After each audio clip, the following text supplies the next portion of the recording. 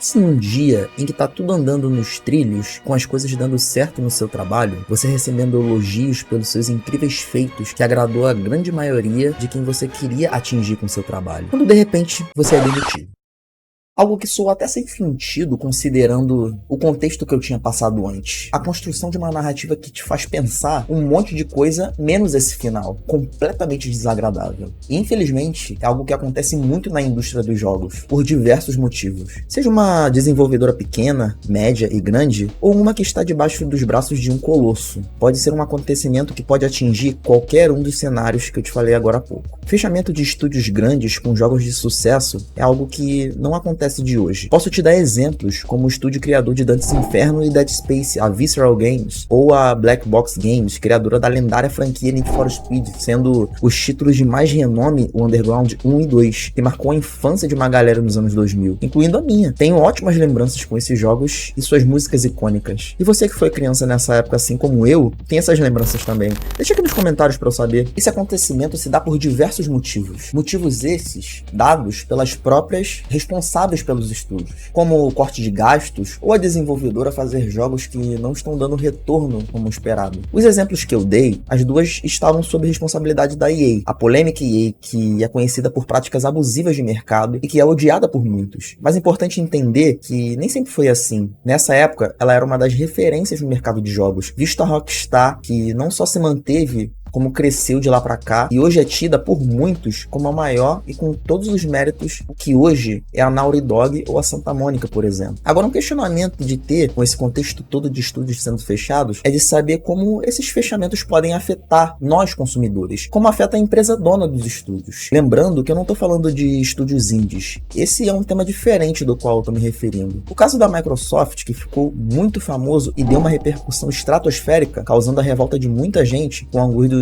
estúdios da Bethesda, é apenas um exemplo. Um colossal exemplo, diga-se de passagem. Porque, primeiro, estamos falando da Microsoft, dona do Xbox, uma das poucas marcas que estão inseridas no mercado de jogos tão profundamente. E segundo, pelo fato dos estúdios fechados serem a Arkane Austin, responsável por títulos como Prey e Dishonored, e um dos mais aclamados, a Tango, fundada por apenas o criador de Resident Evil, Shinji Mikami, e responsável pela franquia The Evil Within, Hi-Fi Rush e Ghostwire Tokyo. Todas um sucesso dentro dos seus públicos-alvos. Quais são os tipos de estúdios que estão na mira de um fechamento para um possível corte de gastos ou remanejamento de funcionários para ajudar outros estúdios, como foi a justificativa da Microsoft? Abre aspas para a Microsoft. Essas mudanças baseiam-se na priorização de títulos de alto impacto e no investimento adicional no portfólio de jogos de grande sucesso e mundos amados da Bethesda que se cultivou ao longo de muitas décadas. Sem contar os funcionários que ficaram sem emprego por causa dos cortes, por não ter onde pôr todo mundo. Importante ressaltar que a demissão de funcionários é algo comum no mercado, ao meu ver. Porém, a forma que foi feita pela Microsoft, se tratando de estúdios que eram super talentosos,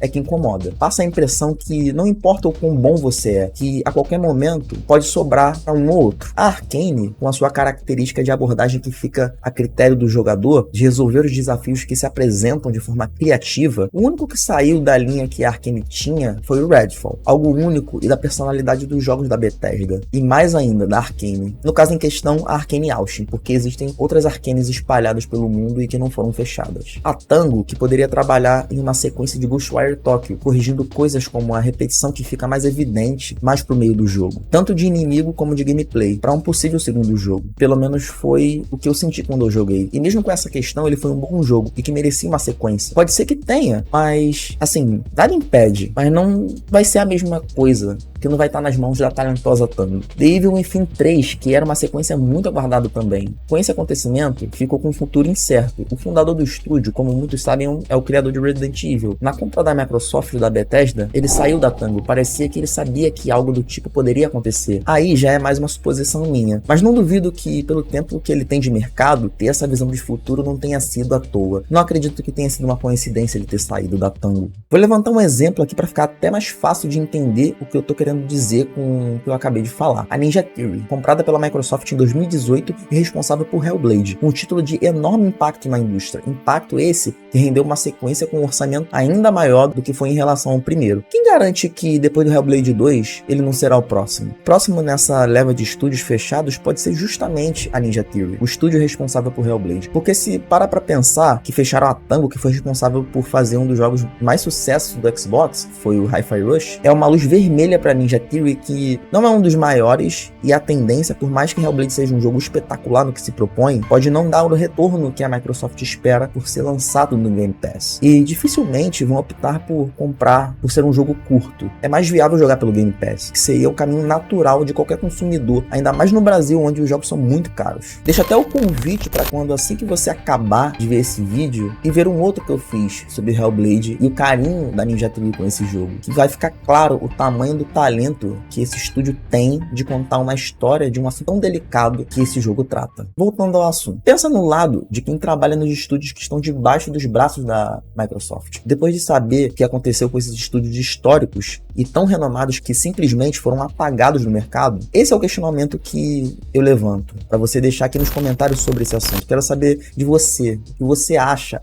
da prática de fechamento de estúdios no geral. Será, por exemplo, que se a Microsoft não tivesse adquirido esses estúdios, eles teriam fechado? Na hipótese deles serem estúdios independentes? É algo que nunca vamos saber, mas que, na minha opinião, principalmente por estarmos falando de estúdios de grande sucesso, não fecharia. Ao meu ver, não ia bater esse tipo de ação. Um tweet do CEO da Moon Studios, criadores de Ori, deixou clara a sua posição nessa questão, dizendo o seguinte, abre aspas para ele: para todos que me incomodam há anos sobre por que não permitimos que a Moon Studios fosse adquirida por uma grande editora, é por isso. Vivi nos anos 90 e vi o que aconteceu quando estúdios menores foram adquiridos pela EA. Lembra que eu tinha falado de estúdio que fez o Need for Speed, os antigos, e que não era de hoje esse tipo de prática? Bom lembrar que, por mais que o primeiro e o segundo Ori fossem exclusivos de Xbox, eles são uma second party, ou seja, uma empresa parceira da Microsoft, e não que pertence a ela. Uma forma mais completa de analisar e olhando os dois lados, para que fique fácil de entender o motivo de cada um, os dois lados eu quero dizer, com as perguntas que eu fiz lá no início do vídeo. Como esses fechamentos afetam nós consumidores de jogos e a empresa dona dos estúdios? Primeiro, vamos olhar o lado da Microsoft, que fez com que ela tomasse essa decisão, que é muito controversa. Uma empresa trilhardária como é a Microsoft, ela tem os seus objetivos internos. E claro que eu tô falando do lado financeiro. Toda empresa que se preze, olha esse lado acima de qualquer outra coisa, que por sua vez eram conflitantes com os da Bethesda como empresa independente. Esse conflito se dá pela diferença exorbitante de valores pretendidos para serem arrecadados. Outra forma de enxergar é a Microsoft olhar para suas franquias mais de perto e se certificar que vai ser dada a devida atenção que cada uma merece. Vídeo que a Sony e a Nintendo faz com as suas franquias, diminuindo a quantidade inflada de estúdios, algo que tem sido um percalço para o Xbox nos últimos anos. Salvo alguns exemplos, tipo Redfall, de ficar mais próximo da produção dos jogos para evitar esse tipo de coisa, o que não foi feito no caso de Redfall. Essa simples análise já nos diz muito o que acontece na indústria há anos, tanto com estúdios que foram adquiridos, quanto com os que foram criados pelas próprias publishers. Claro que esse segundo exemplo foge um pouco do que eu falei de objetivos como o estúdio independente, partindo do pressuposto que ela já foi criada com uma dona, mas o raciocínio de como funciona é muito parecido. Tem a ver com aliar criatividade artística com resultados de mercado, algo que resulta em muitas práticas questionáveis no mercado, sendo responsáveis pelo lançamento de obras inacabadas. De exemplos temos aos montes no mercado. Agora, o lado de como afeta eu, você, todos nós que gostamos e consumimos videogames, a resposta é mais simples do que parece. Quem perde é a gente. Você até pode questionar que essas franquias podem não morrer e passar para outros estúdios, como a própria Microsoft já fez antes com Fable, por exemplo, que foi feita pela Lionhead, que foi fechada e hoje está sendo desenvolvida pela Playground. Mas aí é que fica uma pulga atrás da orelha. Será que se um dia The Evil Within for para algum outro estúdio da Microsoft, ele vai sair na mesma qualidade que foi os outros? Eu acho difícil, mesmo querendo acreditar o contrário. E eu te falo por quê. Pelo simples fato de não ser a Tango que está desenvolvendo. Foram eles que criaram a franquia. Claro que pode surpreender e vir algo bom, ou até mais impactante do que foram os jogos anteriores, mas podemos concordar que não vai vir com a mesma personalidade. Todo estúdio que desenvolve jogos tem a sua. Você muitas vezes já se pegou pensando algo do tipo, isso me lembra o jogo de tal estúdio. Não é à toa que você tem esse tipo de pensamento. Ainda mais se você é uma pessoa que joga videogame há muitos anos e tenho o prazer de estar ali imergido em diversos mundos diferentes que essas empresas super talentosas criam com muito carinho. Eu tenho a minha visão sobre esse assunto e queria deixar com você que está assistindo esse vídeo sobre esse assunto tão controverso e que acompanha a indústria de jogos desde que videogame existe. E tem uma frase que faz total sentido e ajuda a entender muito o que é esse mundo. Não só no ramo de videogames, mas no mundo do empreendedorismo no geral. O que manda é o dinheiro. De certo modo, não está errado, porque para toda empresa, para se sustentar, ela precisa necessariamente ter lucro. E a Microsoft, assim como qualquer outra, não seria de outra forma. Então eu entendo o motivo, apesar de não concordar com a abordagem que eles tiveram. Deu a impressão de desespero e não saber o que fazer mediante a uma adversidade. E para uma empresa do tamanho da Microsoft, chega a ser visto como algo absurdo, de uma forma negativa no olhar de alguns. O que nos resta como consumidores é torcer pelo melhor da indústria, sendo você tendo preferência por uma empresa ou outra. A verdade é que sem uma, a outra não seria o que seria hoje. E não teríamos experiências únicas, que cada uma das plataformas nos oferece e que ainda vão oferecer. Ainda mais se considerar o avanço tecnológico